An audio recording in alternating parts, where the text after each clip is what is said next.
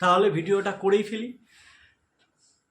আপনি আপনার সময়টাকে ইনভেস্ট করুন, আপনার যে ফিল্ডে ইচ্ছা ইনভেস্ট করুন, একদিন ফল পাবেন।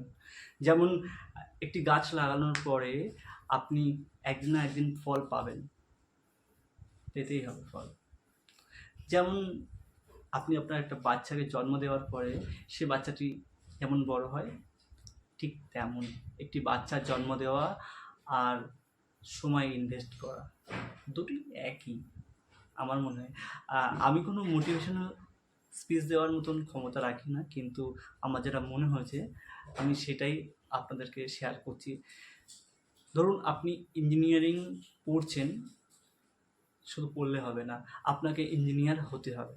তার জন্য আপনাকে ইনভেস্ট করতে হবে সময়, মেধা, আপনার চিন্তাকে, কীভাবে আপনি এগিয়ে যাবেন।